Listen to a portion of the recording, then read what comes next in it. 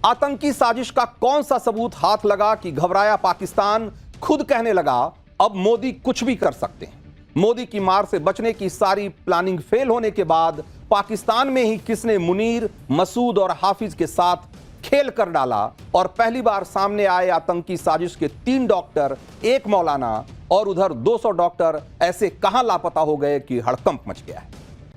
तो Delhi blast case की जैसे जैसे जांच आगे बढ़ रही है वैसे वैसे पाकिस्तान का गला सूख रहा है, क्योंकि पाकिस्तान को पता है कि जिस दिन उसके खिलाफ पक्के सबूत आ गए उसी दिन से नरेंद्र मोदी पाकिस्तान की ठुकाई करना शुरू कर देंगे। प्रधानमंत्री नरेंद्र मोदी अभी तो किसी हड़बड़ी में नहीं है, किसी जल्दबाजी में नहीं है। जांच एजेंसियों को पूरा टाइम दे रहे हैं और जांच एजेंसियां भी ताबड़तोड़ इन्वेस्टिगेशन कर रही। लेकिन उधर पाकिस्तान इतना घबराया हुआ है कि खुद ही कहने लगा है कि मोदी कुछ भी कर सकते हैं। पाकिस्तान को यही डर था कि दिल्ली ब्लास्ट के बाद पीएम मोदी पाकिस्तान को ललकारेंगे, जैसे पहलगाम हमले के बाद किया था। लेकिन पीएम मोदी ने ऐसा नहीं किया। अब पाकिस्तान को पीएम मोदी की खामोशी से भी डर लगने लगा है, क्योंकि पाकिस्तान को पता है कि मोदी छोड़ने वालों में से नहीं है। दूसरी बात यह है कि पाकिस्तान को यह लग रहा है कि जिस तरह से दिल्ली ब्लास्ट की ताबड़तोड़ जांच चल रही है, उससे क्या नरेंद्र मोदी पाकिस्तान के खिलाफ सबूतों की पूरी फाइल तैयार करवा रहे हैं, और जैसे ही यह फाइल तैयार हो जाएगी मोदी तगड़े से फोड़ेंगे। मुनीर और उनके आतंकियों ने नरेंद्र मोदी की मार से बचने के लिए प्लानिंग तो ऐसी की थी कि दिल्ली ब्लास्ट में पाकिस्तान का नाम दूर दूर तक ना आए। लेकिन खुद पाकिस्तान में किसने मुनीर और उनके आतंकियों के साथ खेल कर दिया है और दिल्ली ब्लास्ट का सच कबूल कर लिया है, आज इसके बारे में आपको बताएंगे। आपको यह भी बताएंगे कि दिल्ली ब्लास्ट की जांच में क्या नए खुलासे हुए हैं और वो 200 डॉक्टर कौन हैं जो जांच एजेंसियों के रडार पर हैं। कैसे अस्पताल, जेल, मदरसों तक को खंगाला जा रहा है, यह सब बताऊंगा। तो दिल्ली ब्लास्ट की जांच जिस तरह से चल रही है उससे देश के अंदर बैठे दुश्मनों में हड़कंप मचा हुआ है, और हड़कंप पाकिस्तान में भी मचा हुआ है। पाकिस्तान में किसने कह दिया कि मोदी अब कुछ भी कर सकते हैं और किसने दिल्ली ब्लास्ट का सच कबूल कर लिया, ये मैं आपको आगे बताऊंगा। लेकिन पहले आज की सबसे अहम तस्वीर आपको दिखाते हैं। यह तस्वीर दिल्ली के पटियाला हाउस कोर्ट की है। पहली बार वो आरोपी कैमरे पर दिखे जिन पर दिल्ली धमाके की साजिश में शामिल होने का आरोप है, और ये 4 आरोपी हैं जिनमें से 3 डॉक्टर और 1 मौलाना है। एनआईए ने इन चारों को कोर्ट में आज पेश किया और कोर्ट ने इन्हें 10 दिन की कस्टडी में भेज दिया है।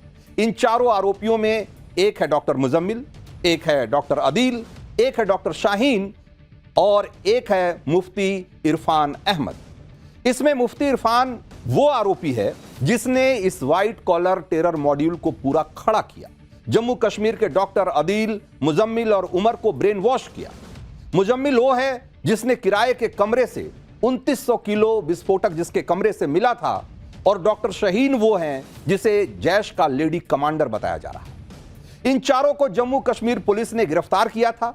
इनकी कस्टडी एनआईए को दे दी गई है और अब इन सभी आरोपियों को आमने सामने बिठाकर एनआईए पूछताछ करेगी। इधर जांच की वजह से ऐसा हड़कंप मचा हुआ है कि वो लोग भाग रहे हैं जिनका कुछ भी इस नेटवर्क से थोड़ा बहुत भी लेना देना है। जांच एजेंसियों के रडार पर अभी भी 200 से ज्यादा डॉक्टर हैं।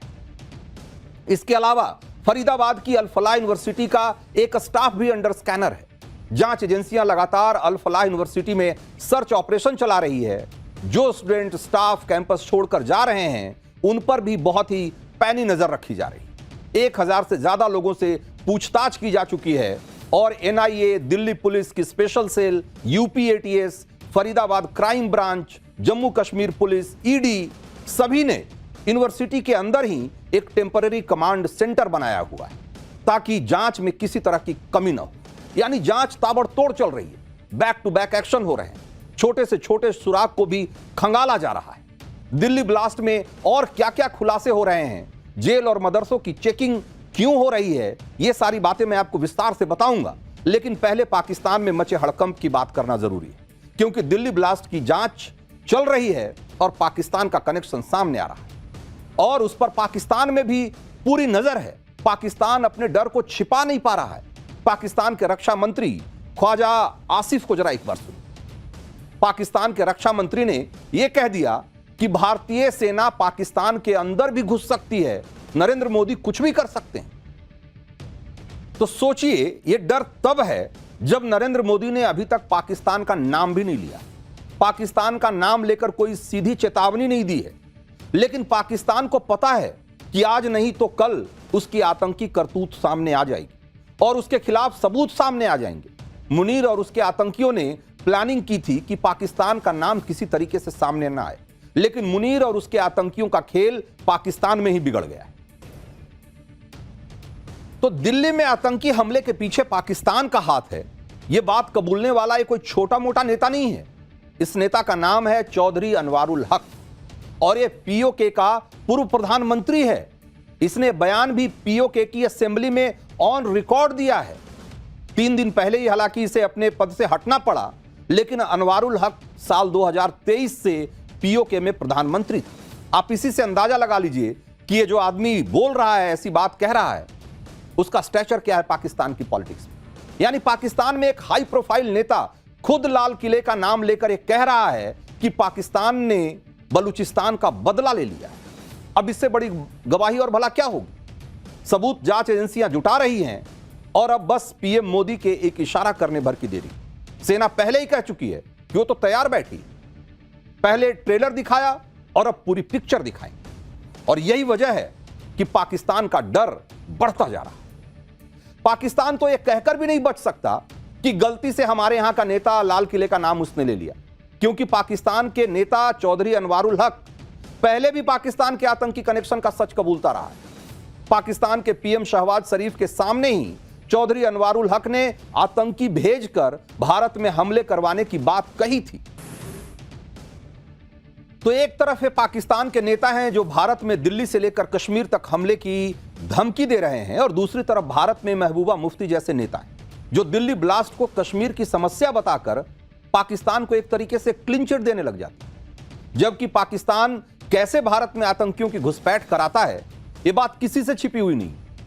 और सर्दियों में तो बर्फबारी, खराब मौसम की आड़ में घुसपैठ की आशंका और बढ़ जाती है। इसीलिए देश की सुरक्षा में लगे जवानों ने बॉर्डर पर सुरक्षा और टाइट कर दी। आपको एलओसी के पास से हमारे सहयोगी सुहेल की एक रिपोर्ट दिखाता हूं कि कैसे घुसपैठ को रोकने के लिए बीएसएफ ने अपनी स्पेशल यूनिट उतार दी। भारतीय सेना और खासतौर पर बीएसएफ के जवान लाइन ऑफ कंट्रोल पर लगातार काउंटर इंसर्जेंसी ऑपरेशंस अंजाम दे रहे हैं। तस्वीरों के माध्यम से मेरे सहयोगी मीर महराज आपको दिखाएंगे। ये जो बीएसएफ के जवान हैं, ये एक स्पेशल काउंटर इंटेलिजेंस और काउंटर इंसर्जेंसी यूनिट है जिससे लाइन ऑफ कंट्रोल पर तैनात किया गया है और लगातार ये ग्राउंड जीरो पर एरिया डोमिनेशन और पेट्रोलिंग की एक्सरसाइजेस को अंजाम दे रहे हैं ताकि घुसपैठ की कोशिशों को विफल बनाया जाए। मैं आपको बता दूं, नवंबर का महीना चल रहा है और ये वो समय है जब पाकिस्तान या पीओके में बैठे आतंकवादी घुसपैठ करने की कोशिश करते हैं और उन तमाम कोशिशों को विफल बनाने के लिए इस तरह के ऑपरेशंस जो है वो अंजाम दिए जा रहे हैं। ये पहली बार है कि बीएसएफ ने अपनी स्पेशल यूनिट जो है उसे लाइन ऑफ कंट्रोल पर तैनात किया गया है और ये यूनिट जो घुसपैठ की कोशिशों को विफल बनाने के लिए जो ऑपरेशंस है वो अंजाम दे रहे हैं। तो बॉर्डर पर यह निगरानी इसलिए भी जरूरी है क्योंकि पाकिस्तान अपनी हरकतों से बाज नहीं आता। आज ही जम्मू में इंटरनेशनल बॉर्डर के पास एक संदिग्ध गुब्बारा दिखा। इस गुब्बारे पर बड़े अक्षरों में PIA लिखा हुआ था, जिसका एक मतलब तो पाकिस्तान इंटरनेशनल एयरलाइंस हो सकता है। साथ ही इस पर कुछ नंबर भी लिखे हुए थे। अब जांच एजेंसियां इसकी जांच कर रही है कि आखिर यह गुब्बारा था क्या और इसका मकसद क्या था। इसी तरह से जैसलमेर में भारत पाकिस्तान सीमा के करीब भी खेत में एक ड्रोन आकर गिर गया। खेत में ड्रोन देखकर लोग डर गए।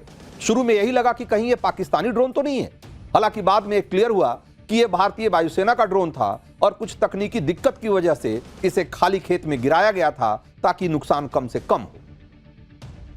तो इधर बॉर्डर पर सिक्योरिटी टाइट है, ड्रोन से निगरानी रखी जा रही है, संदिग्ध बैलून मिल रहे हैं। दूसरी तरफ जम्मू कश्मीर के अंदर व्हाइट कॉलर टेरर नेटवर्क की जड़ें खोदी जा रही। जम्मू कश्मीर में मेडिकल कॉलेज में डॉक्टर्स और बाकी स्टाफ के लॉकर्स लगातार चेक किए जा रहे हैं। इसके अलावा जम्मू कश्मीर की उन जेलों को भी खंगाला जा रहा है जहां पाकिस्तान के हार्डकोर आतंकी बंद हैं। इसके अलावा देश विरोधी गतिविधियों को बढ़ावा देने के आरोप में आज जम्मू में एक लोकल न्यूज़पेपर के ऑफिस पर भी रेड की गई।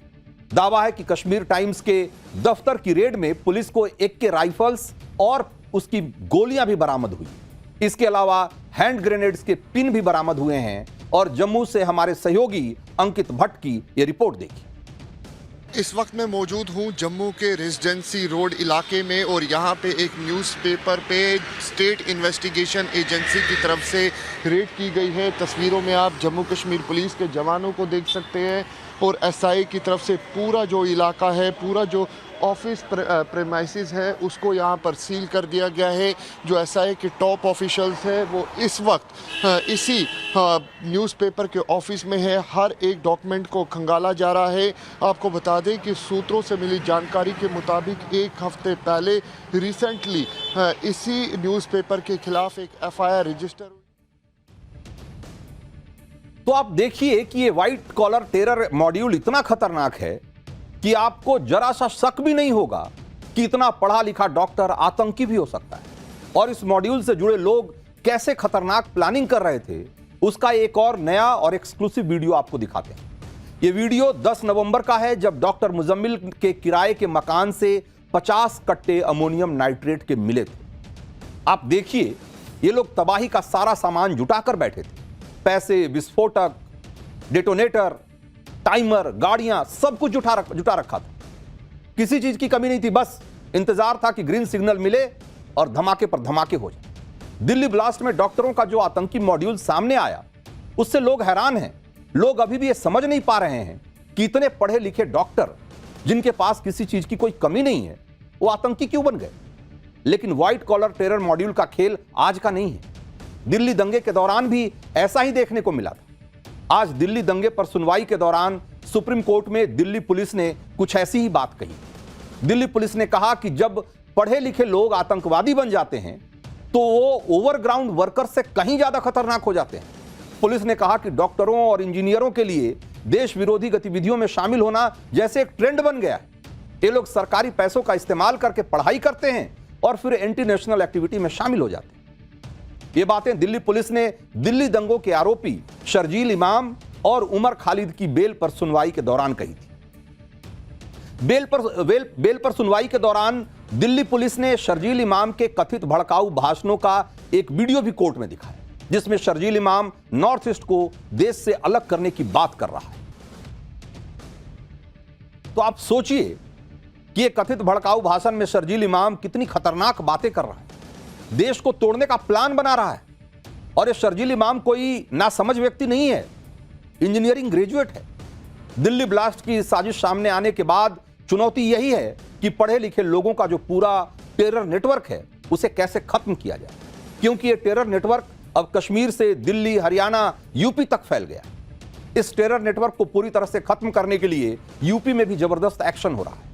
यूपी ATS मदरसों को पूरी तरीके से खंगाल रही है और ATS मदरसों में पढ़ने वाले बच्चे, टीचर, उसके प्रबंधक और मौलवियों का नाम, पता, उनका मोबाइल नंबर, सारा डिटेल जुटा रही है। मदरसा मैनेजमेंट से जुड़े लोगों से ये सारी जानकारी जुटाने की इसलिए कोशिश की जा रही है ताकि वहां होने वाले छोटे मोटे बदलाव पर भी नजर रखी जा सके और वहां की हरकतों पर ठीक से निगरानी रखी जा सके। खबर यह है कि यूपी ATS ने 8 जिलों के मदरसों से डिटेल मांगी है। ये सभी 8 जिले प्रयागराज जोन के तहत आते हैं। इसमें प्रयागराज, प्रतापगढ़, कौशाम्बी, फतेहपुर, बांदा, हमीरपुर, चित्रकूट और महोबा शामिल। अधिकारियों का कहना है कि ऐसा इसलिए किया जा रहा है ताकि एंटी सोशल एलिमेंट्स मदरसों को मिसयूज न कर पाएं, इसीलिए इन पर पैनी नजर रखी जा रही है। यूपी में एहतियात इसलिए भी बरती जा रही है क्योंकि दिल्ली ब्लास्ट की साजिश का एक आरोपी डॉक्टर आदिल को सहारनपुर से पकड़ा गया। डॉक्टर शाहीन का कनेक्शन भी यूपी से निकला। डॉक्टर शाहीन को लेकर जांच में एक और बड़ा खुलासा हुआ है। डॉक्टर शाहीन को पाकिस्तान में बैठे हैंडलर्स ने यूपी में काम करने का जिम्मा दिया था। उसे यूपी के अंदर आतंकी डॉक्टरों का पूरा मॉड्यूल तैयार करने को कहा गया था। For more of such videos, do like, share and subscribe to ET Now Swadesh.